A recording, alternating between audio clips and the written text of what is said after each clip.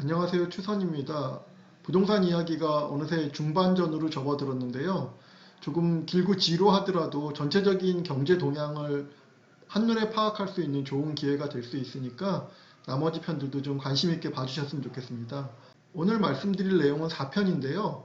지난주에도 이미 예고를 했지만 정부의 강력한 대책에도 불구하고 부동산 시장은 계속해서 급등하는 모습을 보여줬는데요. 그 원인을 한번 좀 찾아보기로 하겠습니다. 먼저 첫 번째는요, 세계적인 저금리와 유동성이 가장 큰 원인으로 작용을 할 것 같아요. 이와 관련해서는 미국 금리를 한번 살펴보겠습니다.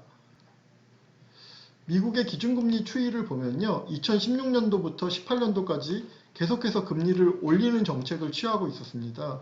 그래서 이렇게 올렸는데 실제로 이 금리 인상 추이는 계속해서 올리겠다라는 어떤 기조를 가지고 있었고요. 그에 비해서 우리나라 같은 경우에는 사실 2017년도와 2018년도에 미국의 금리를 따라가지 못하는 추세를 가지고 있었죠.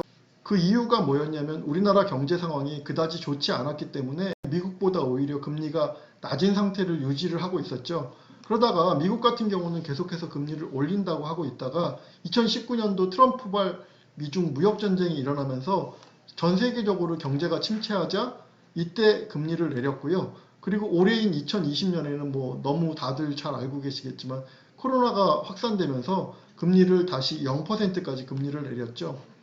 우리 같은 경우에는 2017년과 18년도에 미국에서 금리를 올릴 때 경제 상황을 이유로 금리를 올리지 못하고 있었고, 그리고 미국에서 금리를 내리자 따라서 금리를 내릴 수 있는 여력이 생겨서 금리를 같이 이렇게 내려서 현재는 기준금리가 약 한 0.5 정도 금리를 유지하고 있는 셈인데, 결론적으로 말씀드리자면 미국 같은 경우는 현재 금리가 0% 금리인 거고 우리나라도 거의 내릴 데가 없는 0.5%까지 금리가 하향한 추세이고, 이것은 미국과 우리나라만 그런 것이 아니라 전 세계적으로 거의 0%대 금리를 유지하고 있는 그런 상황인 것입니다.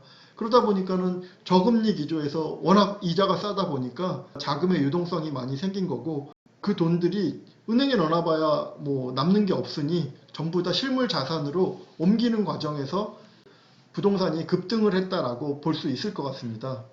자, 그렇다면 향후 금리는 어떻게 될지 보면 미 연준에서는 2023년까지 제로 금리를 유지할 것을 시사를 하고 있어요.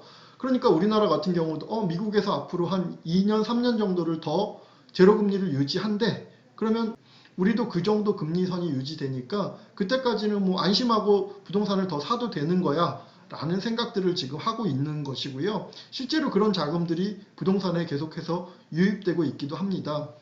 그래서 현재 상황만 보면 세계적인 저금리 기조는 앞으로 2, 3년 동안 유지된다 라고 보는 것이 맞을 것 같고요.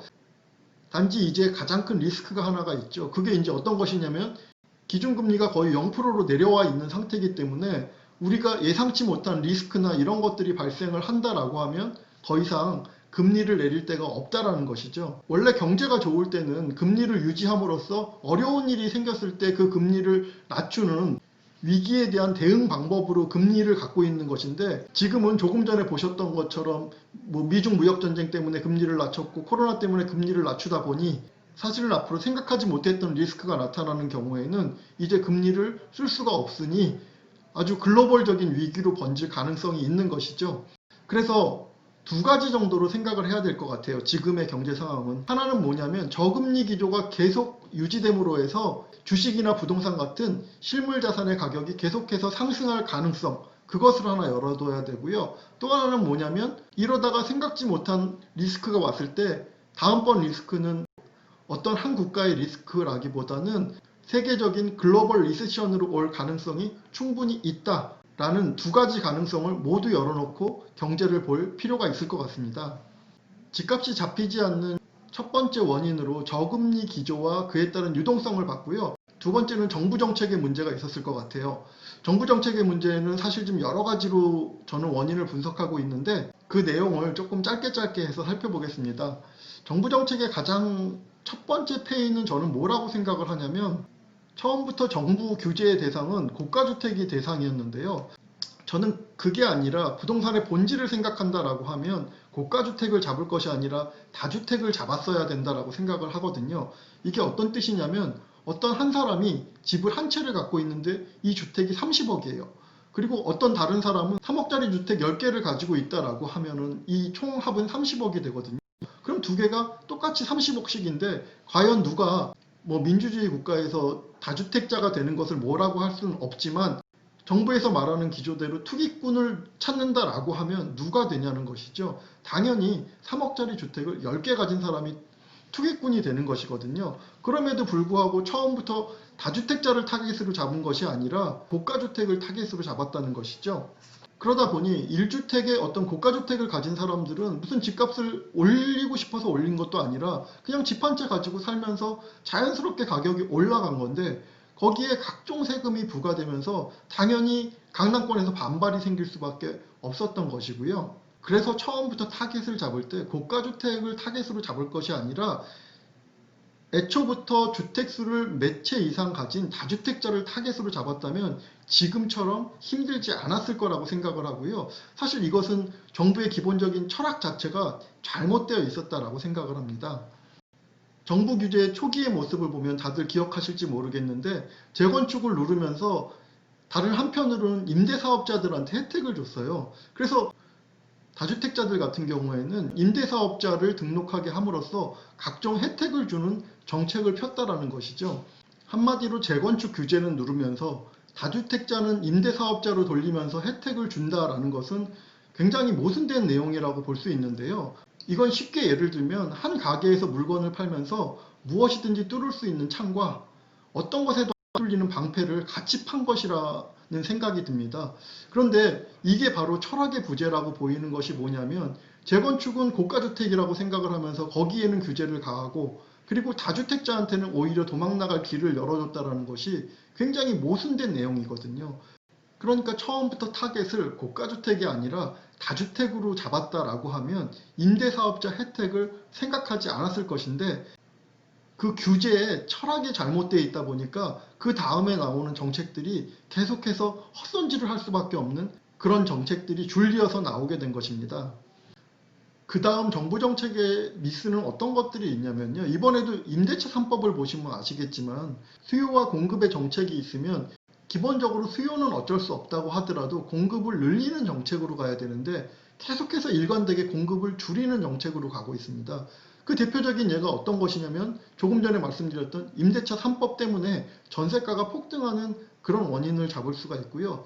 또 하나는 어떤 것이 있냐면 예를 들면 재건축 같은 경우 조합 설립을 하고 나면 매매를 할 수 없게 만들었어요. 그러니까 예전에는 사업 시행 인가 후에 매매를 할 수 없던 것이 이제는 조합만 설립해도 매매를 할 수 없게 만들었거든요. 그러니까 조합 설립 이후에 물건들은 아예 매매를 할 수가 없게 되었고 거기에 대해서 많은 민원이 발생하니까 풀어준 것이 뭐 10년 보유, 5년 거주 조건을 만족하는 물건들만 팔아라 라고 하는 정도의 어떤 규제를 갖다가 풀어준 그런 사례가 있죠. 그런데 이런 정책들 모두가 결국은 공급의 수를 줄이다 보니 계속해서 왜 신고가가 돌파를 하냐면 물건 자체가 없는데 수요는 기본적으로 있으니 규제에도 불구하고 자꾸 신고가를 갱신하게 되죠. 그러니까 사람들은 그 신고가를 보면 아 가격이 또 올랐다라고 생각을 하지만 실제 물건 거래는 많지 않은 셈이거든요. 그런데 지금 정부 정책의 대부분의 모습이 어떤 것이냐면 계속해서 매물이 나올 수 없는 구조를 만들고 있다는 것도 정부 정책 미스의 가장 큰 요인 중에 하나라고 생각이 됩니다. 자, 다음은 어떤 게 있냐면요. 정부 정책이 제가 봤을 때는 지나치게 거시적이에요.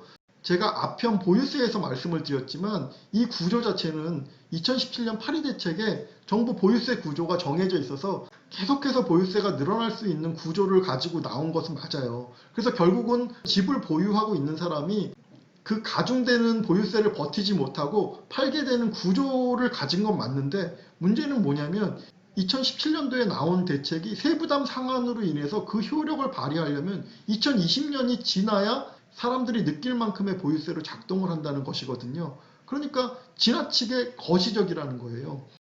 일반적인 사람들 같은 경우에는 당장 내년에 양도세가 어느 정도 나오는지도 모르시는 분들이 아주 많거든요. 그런데 이 구조 자체를 2년 후, 3년 후에 세금이 많이 나오니 못 버틸 거야 라는 그런 플랜을 짜는 것 자체가 너무 거시적이라는 거죠. 아니면 이런 플랜을 짰다라고 하면 세부담은 얼마큼 낸다라고 매년 고지를 해서 그걸 피부로 인식하게 해줘야 되는데 그런 것에 대한 대책이 없는 거죠.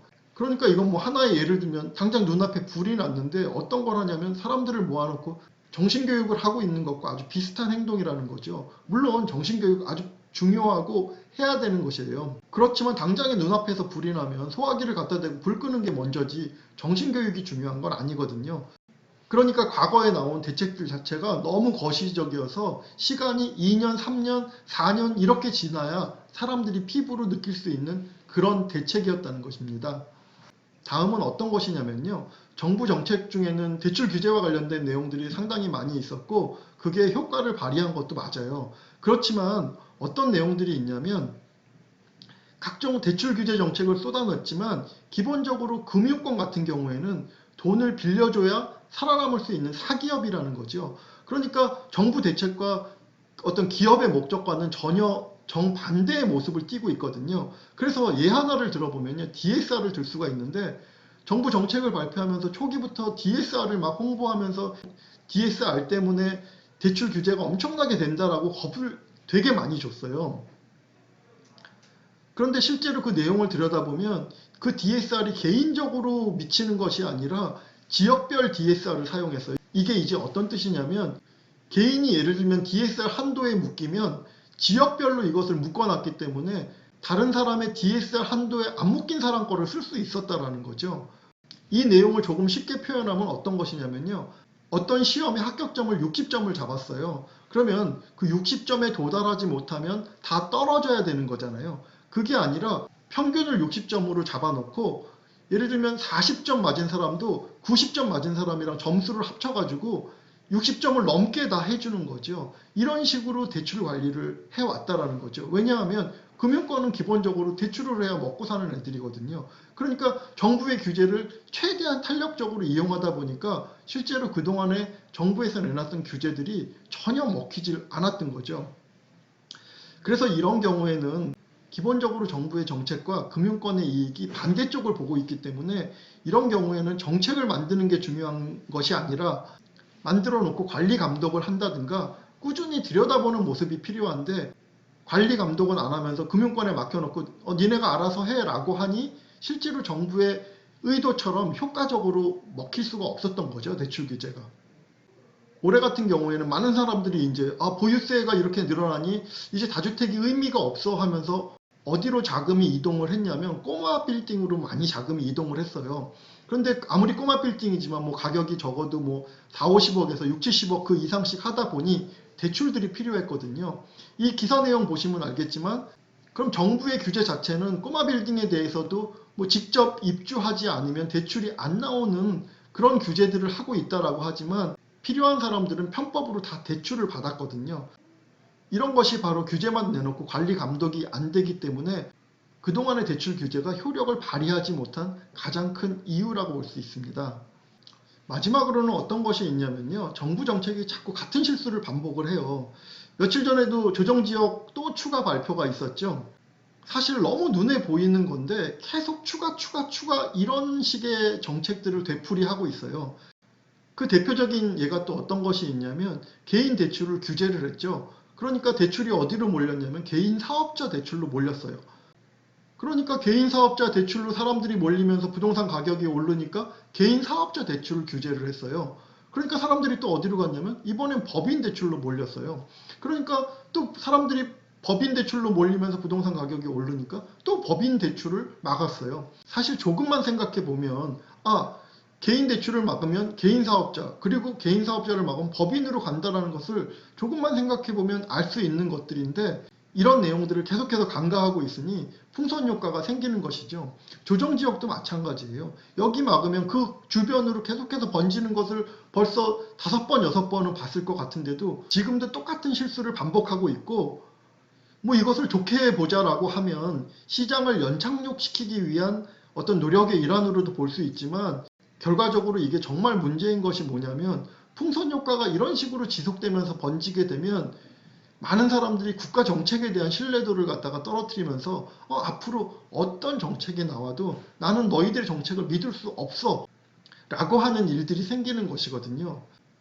강력한 규제에도 불구하고 부동산 가격이 계속 오르는 이유를 첫 번째는 저금리 기조에 따른 유동성의 증가를 들어봤고요. 두 번째는 정부 정책의 실패 요소들을 들어봤고요. 세 번째는 부동산에 대한 한국적인 특성이 있을 것 같아요.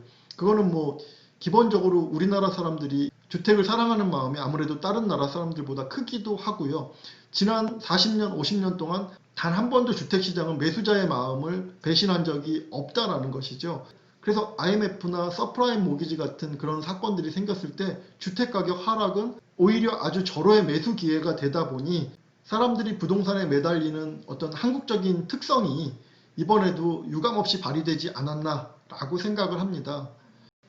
오늘은 강력한 규제에도 불구하고 부동산 시장이 계속 상승한 이유에 대해서 알아봤는데요. 오늘 언급드린 내용들을 자세하게 들여다보시면 이제 부동산 시장의 큰 윤곽이 어느 정도 나올 것이라고 생각을 합니다. 그래서 다음 편에는요, 부동산 시장 전반적인 내용에 대해서 한번 점검을 해보고 수익형 물건을 어떤 관점에서 바라봐야 되는지 살펴보도록 하겠습니다. 오늘도 수고하셨습니다.